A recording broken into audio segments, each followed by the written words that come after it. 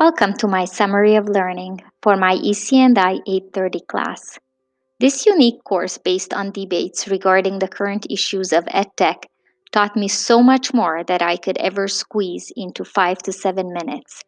The issues discussed in this class were so relevant since due to the pandemic, technology became the one and only way to reach our students. Meet Amanda, who, after being forced to be on bed rest for 6 weeks, realized that technology has the force to teach her students critical thinking, communication, collaboration, and creativity while staying connected to them from the comfort of her home. But does technology in the classroom really enhance learning? Research shows that technology can close achievement gaps or improve education in various ways, especially when teachers use the TPACK model based on the complex interplay of three forms of knowledge or the SAMR framework to ensure that technology integration is done in a purposeful way. Since technology can also be seen as a tool for distraction and overload of screen time, this leads to our next topic. Should cell phones be banned in the classroom?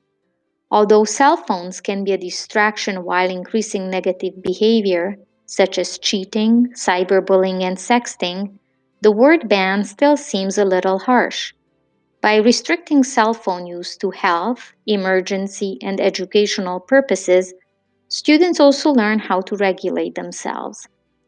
Age and acquiring cell phone etiquette are definitely factors that need to be addressed before tossing a cell phone into our kids' hands.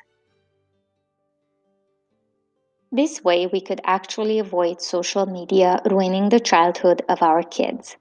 According to Common Sense Media, 81% of 13 to 17-year-olds and 20% of kids between 8 and 13-year-olds are using social media despite policies on most platforms that require users to be at least 13.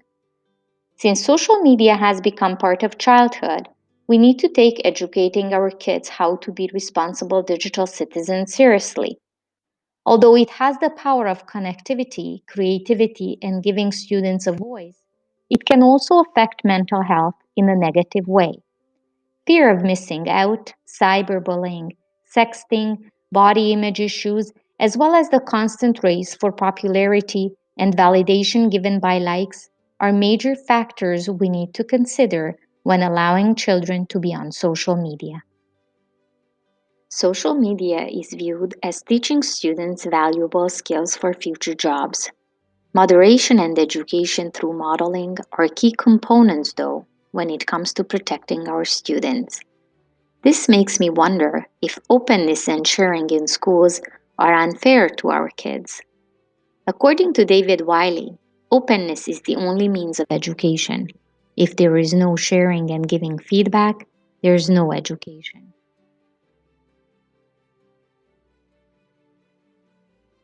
Openness to me means sharing, reusing, adapting, remixing through collaboration, while having access to an enormous amount of open educational resources. But how is this being affected by the significant disparities in technology access and implementation? Is technology a force for equity in society? Although it provides greater access to information, personalized learning, and support to people with disabilities in regard to communication, mobility, and performing tasks, we still cannot forget about the digital divide caused by the lack of devices, adequate broadband, and technology skills needed in order to use tech effectively. What really made the digital divide visible was this year's pandemic, when it took weeks for the schools to conquer the divide. As we can see, societal inequalities do exist, creating a hard to bridge opportunity gap for our most vulnerable people. Another very interesting issue that has been raised as part of the current issues in EdTech is whether schools should focus or not on teaching things that can be easily Googled. During the debate, there was no doubt regarding Google enhancing learning, but we all agreed that critical thinking, collaboration, communication, and creativity cannot be learned through Googling. We have to learn how to make the most out of it by helping our students to apply, synthesize, and be creative with knowledge.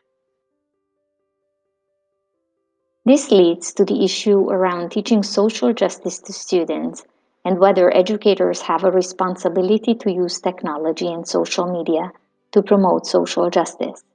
As an educator, I would love to guide my students through researching, analyzing, and becoming critical thinkers in order to make informed decisions when it comes to social justice. Since the internet does not forget, I would not like my students to take certain positions due to my influence, since this is going to be part of their digital footprint. We need to realize the importance of thinking before sharing. Let it be a standpoint regarding a social justice issue or sharing a simple picture that can put children at risk for identity theft, humiliation, privacy violations, and future discrimination.